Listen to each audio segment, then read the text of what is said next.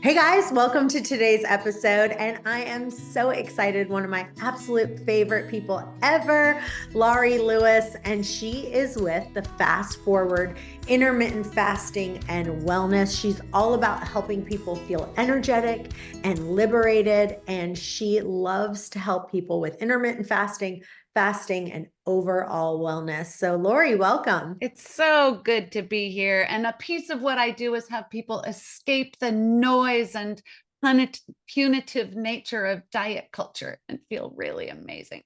Oh, I love that. I love that. That's so great. Well, you are just a master at fasting. And as you guys know, it's so funny because I am an intermittent fasting queen myself, and I've done 3-day fasts, I've done 7-day fast. The longest fast I ever did was actually 21 days. I did 7 days with water, then I did 7 days with juice, and then I did 7 days with like smoothies. So it was like 21 days, but it wasn't all water. So it was 7 days water, 7 days just juice, and then 7 days, um, you know, with smoothies and such. So it was like a 21-day fast that I did.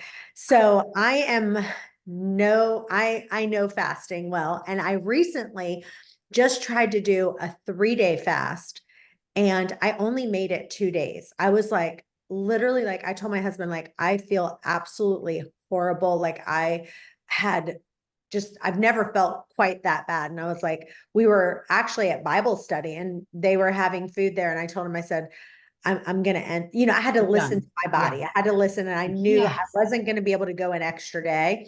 So I ended up having a little something to eat. We're going to talk about intermittent fasting too, but I want to start by talking about longer fast, why you should do longer fast, what is the benefit of doing it, and your past experience with it. Great. Oh my gosh. There are so many deep healing benefits.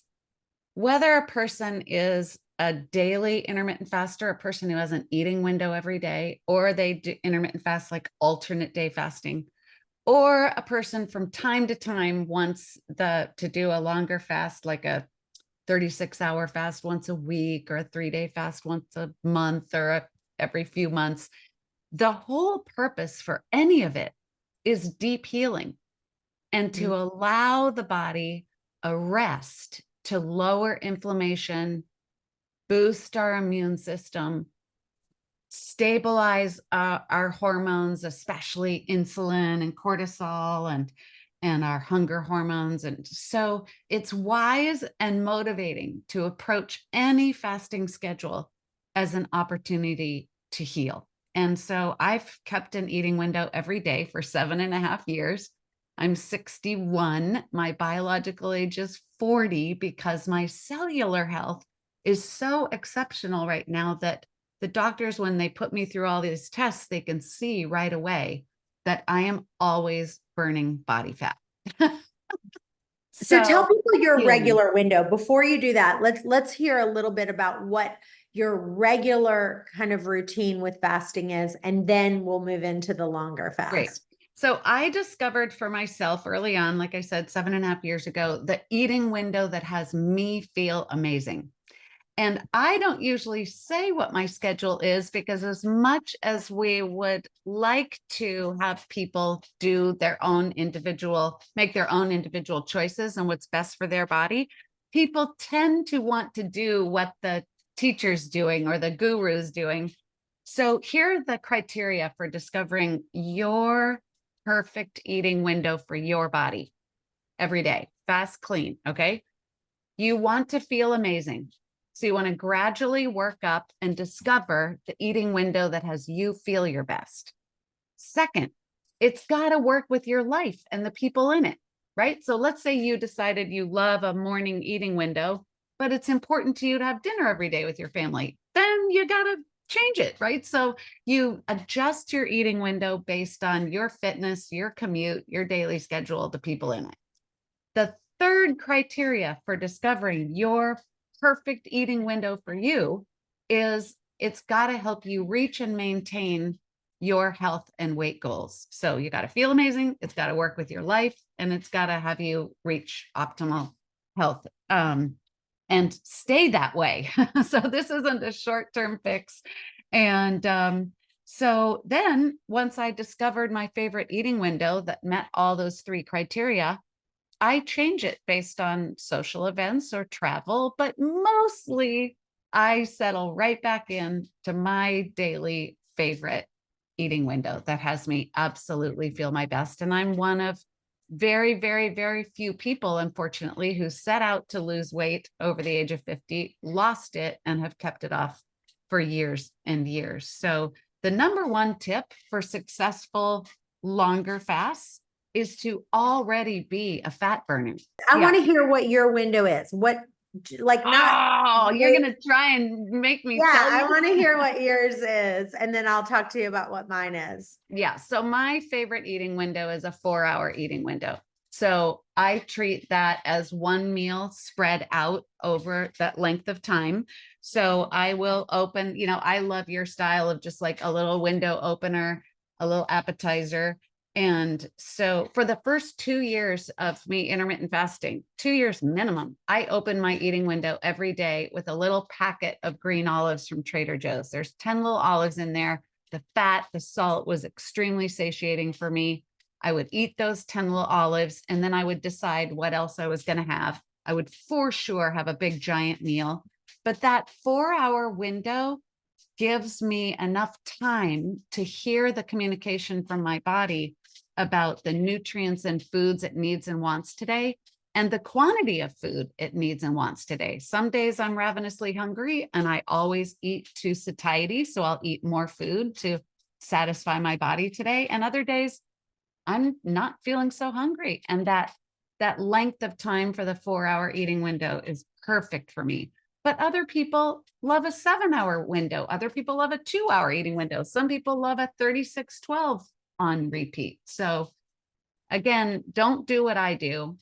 Do what has you feel your best, works with your life, and helps you reach your personal health goals. What do you do? I really have been changing things up, and I just really think I do best with a 6-hour eating window. Yeah. And I go from some days doing 6 hours, some days doing 4. So 6, then 4. When I'm trying to lose weight and I need to be thinner, I'm eating in a 4-hour window. When I'm Yep. just like, I kind of fluctuate between 5 and 7 pounds. So like about 5 pounds any which Me way. too. You never know. Like, is Chantel Yeah. going to be 5 pounds heavier, or is she going to be 5 pounds less? You never really know with me. So if I'm in my 5-pound heavier mode, then I'm going to go, oh gosh, I need to start slimming down a Tighten little it bit. up. Yeah. Now I'm going to go into a 4-hour eating window. If I'm in my 5-pound less, then I'm going to go, okay, well, I have a little bit more room. But the biggest thing is how I'm feeling. So how Yeah. do I feel, and how hungry am I? Really listening to my body and going, and just listening. Is my stomach growling? Am I physically hungry? I still, every once in a while, yesterday I caught myself. I was so stressed yesterday. Mm. And there's just certain days. This is the thing for me. When I'm extremely stressed, I cannot do a shorter eating window, because I That's have to right. tell everyone fasting is a stress on your body. So if you are under that day a massive amount of stress, you're going to see me eat in a 6 to 7 hour window. Now, I That's don't right. think I ever eat more than a 7-hour window, but if I'm massively stressed, that window gets higher. If I'm feeling good, it's relaxing. Now I'm going to have a shorter eating window. That's so well said. When people get surprised by maybe a morning where they're like, gosh, I'm so much hungrier this morning. Why is that? You want to look at a couple things. Are you sleep deprived? Did something just upset you or stress you out? Because hunger will arise. The body's like, I'm feeling an emergency. I might need some fuel. And then you want to look at the food quality that you closed your eating window with yesterday. There are usually some obvious reasons why hunger would arise strongly in a morning when maybe it doesn't for you. And so you have a bunch of options. You can drink some water. You could put a little salt under your tongue. You could take a high quality magnesium like Bioptimizers. You can breathe for a second. But if, hunger is not an emergency, as Jen Stevens says, but at the same time, if the body is like, I'm going through something today and I do actually need some nourishment right now, some actual nourishment, you should listen to it. And you didn't fail or screw up or, there's nothing wrong. You should get extra gold stars because you paid close attention to taking good care of yourself. Yeah. And I think, changing that mindset, because when someone gets hungry, let's just pretend your stomach growls. Big What deal. most people Yeah, do is they panic. Like it's like, oh my gosh, I'm hungry, I'm hungry, I'm hungry. And it's like, instead to have this idea of like, oh my gosh, this is so wonderful that my stomach's growling. Because right now I know that my body is using fat for fuel. So that's right right. now I know it's going to my hips and it's going to my thighs and it's going to other places. So this is an exciting time. And it's just literally taking that mindset shift to go, okay, I am going to be burning fat right now instead of like, oh my gosh, I'm hungry, I'm hungry. We want that noise to quiet down, and I like to call them hunger alerts, right? And as you just said so beautifully, it's an opportunity to notice my body just said, don't forget to eat later. Imagine ancient humans, okay, 300,000 years of human evolution. And we're in this last 100 years where we think we're supposed to eat all the time. But human beings have evolved. Our brains have evolved. Our physiology has evolved to get stronger, clearer, sharper, more productive, more stamina when we're in a fasted state. It's just the body's also really smart and reminds us to don't forget to go find food, because through all human history, food was scarce. We had to go get it. But right now, our stomach growls and we've got food right there at our fingertips 24/7. And that is causing us a metabolic health crisis. 97% of Americans are metabolically unhealthy. 40% have fatty liver disease and don't even know it. That's deadly fat on our organs. So the most exciting thing to me to envision when I'm burning fat is any fat in or around my liver and my other organs is getting off of me and I'm going to live longer. It's Mm. really motivating.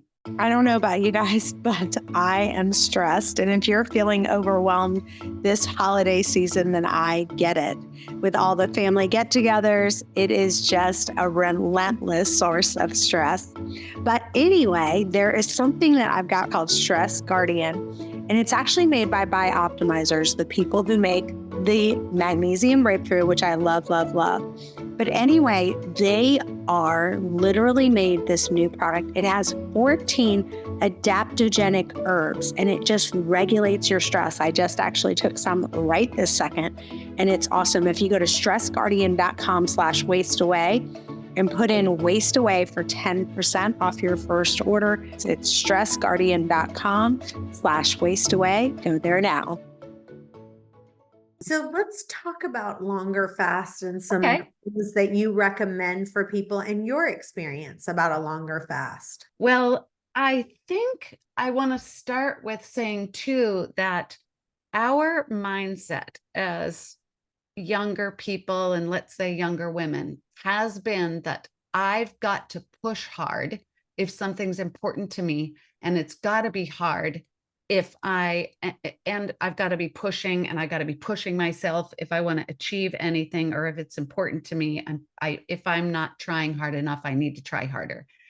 This is very different than that. And wherever a person is with their age and wherever they are in life, if we can start approaching challenges as something peaceful and gentle, and I'm thinking it through and I'm doing what's good for me, having a mindset of steadiness, of gentleness, of curiosity, of customization, of making this my own and respecting my body is going to take us far. So if a person is inspired to have some deeper healing, some deeper cellular cleanup and autophagy and boosting human growth hormone and make our bodies making new stem cells, like there's just an extraordinary amount of healing that happens in a 36, 48, 72-hour fast and beyond, that if we set ourselves up well to be gentle and take really good care of ourselves, that longer fast will serve us well. And so a person can certainly ramp up to, I really encourage people to be a daily intermittent faster like we are, burn your own body fat every day, chip away at the old stored sugar that's in there and get into a fat burning ketosis state every day. And then if you want to go longer, it's easier, much easier.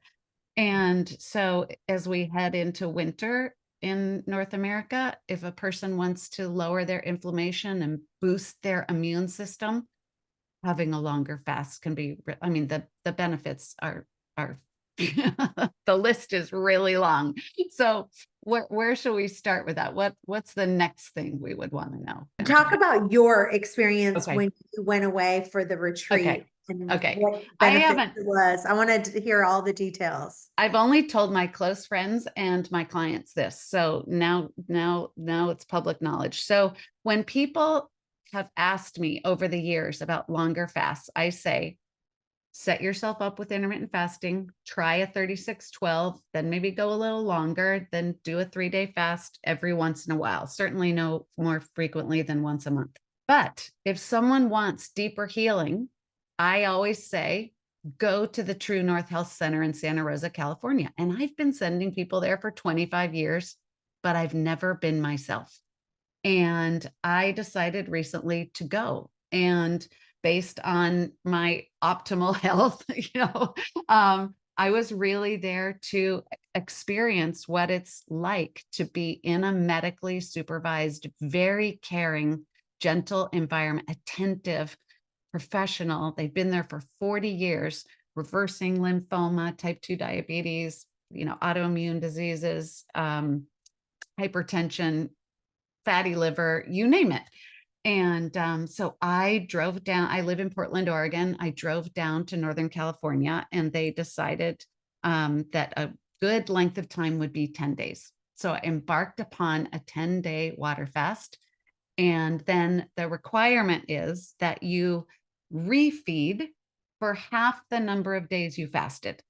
So mine was a little shorter. I did a 4-day refeed. So I was there a total of 14 days, 10-day water fast. Now, some people start with juice. Some people start with their incredible food, ease into the water fast.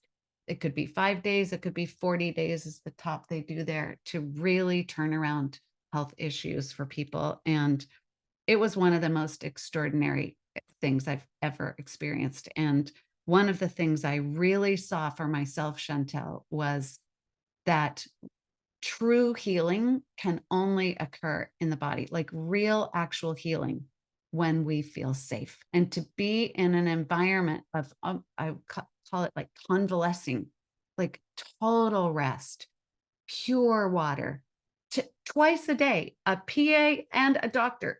So 4 people came to my room, to check our vitals twice a day. I was constantly being cared for and checked on in this nourishing kind environment, professional. There's all sorts of services. It basically costs the same amount as a Hampton Inn for one night. I mean, this is not a luxury spa, but you're getting such incredible care.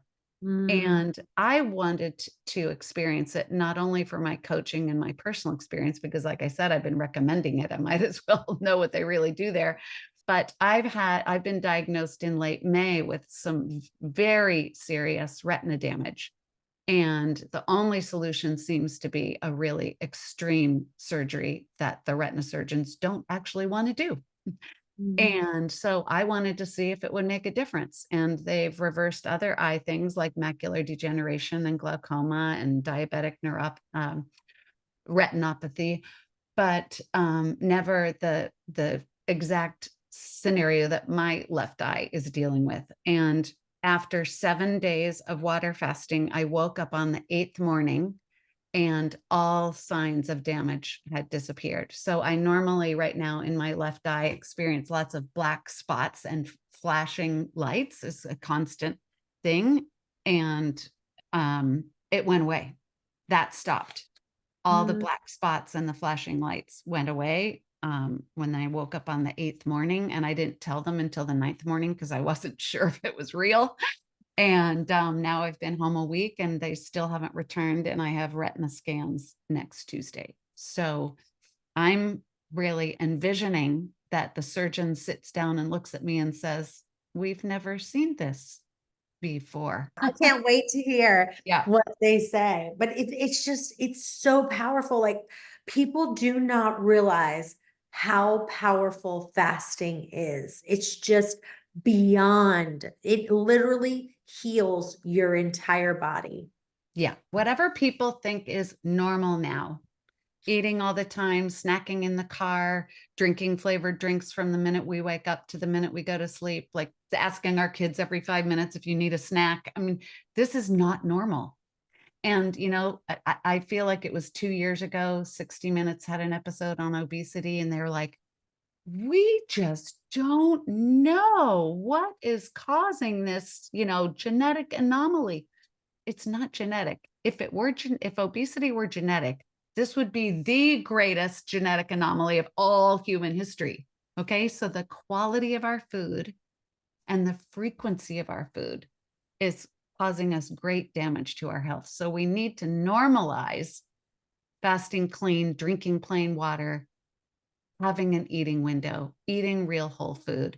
But my coaching is to start with one thing at a time. Don't start running and, eating keto and doing everything all at once. Do one thing at a time. Decide today what time you're closing your eating window. Drink plain water, go to sleep, wake up tomorrow, drink plain water, maybe have a black coffee if you like coffee, or a black tea if you like tea.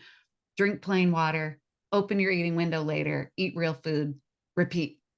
And within 3 weeks-ish, you will be what we call fat adapted. You will have flipped this metabolic switch, and you will be utilizing your own body fat for energy, which is this beautiful, clean, sustained. The food noise gets quiet. The decision fatigue gets quiet.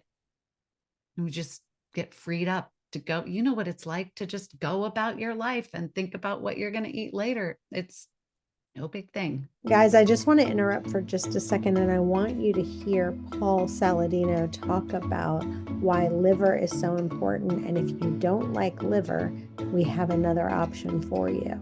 Your ancestors were eating liver. And the reason that this sort of wisdom has been passed down is because liver is very nutritious. It's basically nature's multivitamin. If you look at the nutrients in meat, they're great. You've got zinc, you got B6, you got B12, you got some K2. But if you look at liver, it really complements what's in muscle meat. And there are many unique nutrients found in organs, specifically liver as a powerhouse of these, that are difficult to obtain outside of liver. Like meat and organs are like peanut butter and jelly. They just go together. They're supposed to be eaten together. The easiest way to eat liver is just to do it raw. If you don't want to eat liver raw, you can cook it. But the reason that I like to do it raw is because there are unique nutrients in liver that are probably somewhat degraded when you cook the liver. This really is like the most nutrient-rich supplements that you can find, and they are amazing. I have tried them. I absolutely love them. So just go to heartandsoil.co, use the coupon code Chantel Ray, and save you some money there.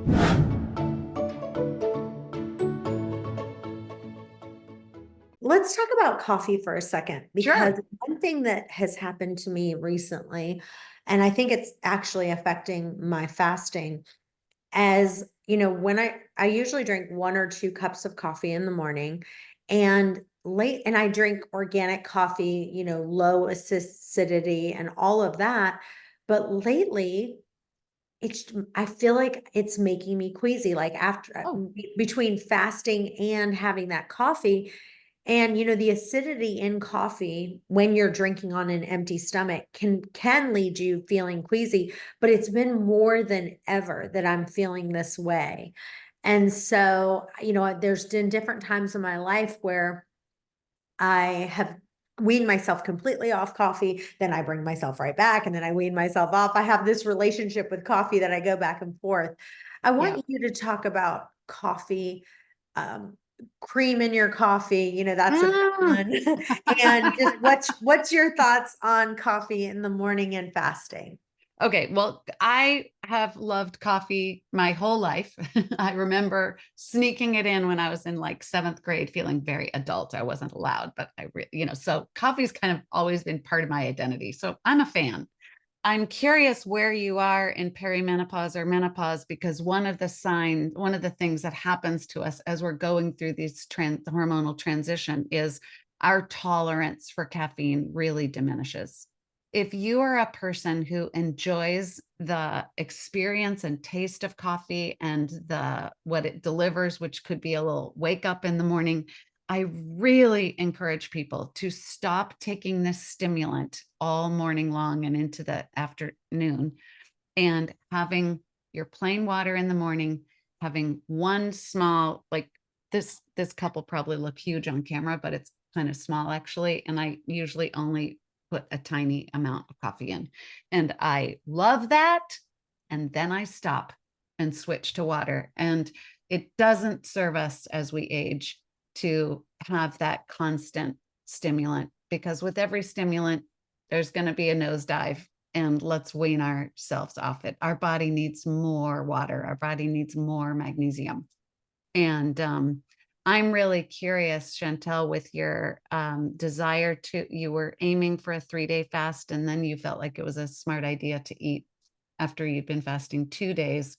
One of the things you asked earlier was that I want to put in now is to make sure that you have sufficient magnesium and other minerals, and that maybe a little bit of salt under your tongue could have gotten you through that hunger wave. Maybe not, we don't know. But the next time you feel the inspiration to do a longer fast, I would absolutely make sure before you start that you've got plenty of magnesium in your system. But I think we need less and less coffee. So I would hold it as this special little itty bitty thing that you give yourself in the morning, and then you're done. Keep your fasting super boring.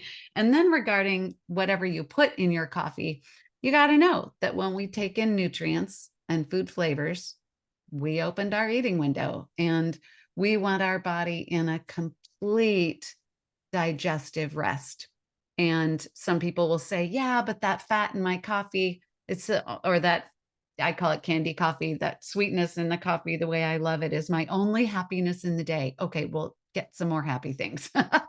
And also, people feel like the fat in their coffee, whether it's cream or MCT oil, bulletproof coffee, gives them a nice sustained energy all morning until they eat later. But guess what? So does burning your own body fat. So would you rather burn the fat that you put in your coffee or the fat on your own body? Choose, because it's not going to do both. Okay. So I choose to not take in any flavors, any sweetness, any nutrients, because I want all the deep healing benefits of fasting and of fasting clean, and then save the flavor party for later in my eating window. And I get to eat the delicious foods that make me feel amazing. So plain unflavored water, plain unflavored black coffee, 1 cup, people, 1 cup, plain unflavored black or green tea, bitter black or green tea, plain unflavored minerals, electrolytes, and your medications as prescribed. That's the clean fast that Jen Stevens outlines in Fast Feast Repeat. You know, she's been on. Yeah. Yeah. So tell me, if you had to give someone 3 or 4 tips for intermittent fasting, let's say Yeah. one of the questions we get all the time, and you guys can always put your questions into questions@ChantelRayway. We answer them on the podcast. But one that we just seem to be getting over and over, and I'm not going to read the questions because some of them are long, but it's basically like, I used to be on a shorter fast, and then I went on vacation or something happened, and then I kind of got in a rut, and now I'm back to eating in a longer eating window, and I need to get myself back on track. Maybe they lost 20 pounds, they still have another 10 to lose, and they need to get themselves back on. Give us some kind of helpful tips that gets them back on track. Okay. You're always starting over. Okay. So it's hard for people who were experiencing some success, either with weight loss or feeling really, really well. And then something happened and you stopped and you want to get back to it. You are starting over. Your liver is now storing glycogen. You've got stored sugar in your muscles and your liver and tucked all sorts of places. And we want to gradually chip away at that. And gradually is the important word. Don't be like run, straight out of the gates. Suddenly you're doing 18.6 on day 1. You want to be gentle. And decide today. Here's how you start. What time am I closing my eating window? You decide. Drink plain water, go to sleep, wake up, drink plain water, have a black coffee, and add just 12 hours. If you think 12 hours isn't hard, then go a little longer. Next day, go a little longer. And then put in the calendar at about the 3-week mark, approximately. That is when you will become fat adapted. So if people are watching today, it's Halloween. By Thanksgiving, you will be burning your own body fat. So give yourself that gentle time, that gradual settle in, maybe to an 8-hour eating window within a week or two. Settle in there, have 2 meals in 8 hours. If you're like, that's kind of long, maybe I'll try 7, maybe I'll try 6. Great. But remember those 3 criteria that I said. It's got to feel really well. It's got to work with your life, and it's got to help you reach your health goals. And then I would say my second most important thing is that you not get on the scale for the first month. It's like, what? How will I know how I'm doing? Well, when you aren't getting on the scale, you have your attention on how you feel. And that is the most important thing. So you can set what I call your dashboard. You can weigh yourself for 3 days in a row, get an average of those 3 days. That's your starting number. That's a real number, 3-day average. Put the scale away. Then have an article of clothing, no stretch clothing that you know exactly how that fits, or it's a little tight right now. Measure your waist. Our waist should be less than half our height for metabolic health number, not vanity. Take a picture, have an in-body scan, use your lab work. Like, man, I got to turn those triglycerides, have got to go down, or I need my liver enzymes, or my fasting glucose, or my fasting insulin, or my A1C. There could be some health markers that, believe it or not, November and December doesn't have to be a free for all. Like, nothing I do in November, December matters, and I'm going to wait till January to fix it all. We can actually keep an eating window now and feel amazing through the holidays and keep getting healthier and healthier, even though we're enjoying festive foods in our eating window, and arrive in 2025 feeling really proud of ourselves. We had a good time and we got healthier. It's really possible. So I love those would be it. my top tips. Well, this has been amazing. You are absolutely one of my absolute favorite people in this space. You have so much knowledge. You're absolutely gorgeous. And I love talking with you. You always are so inspiring. So you guys need to follow her. Tell listeners where they can find you and where they can follow you. So my business is Fast Forward, of course, and it's Fast Forward Wellness. And you can go to my website. If I spoke too fast, you can download a checklist of like making sure you're following the steps and having it be as easy for you as possible. And I love it when people write me. They'll write me in a year and say, oh my gosh, I did what you said and my life has changed. Or you can write me from my website and ask me about my coaching or my programs, or for some tips. I'm always happy to hear how people are doing. It's a great joy for me. I love it. Well, you guys stay tuned. We've got another episode coming up in just a few. Bye for now.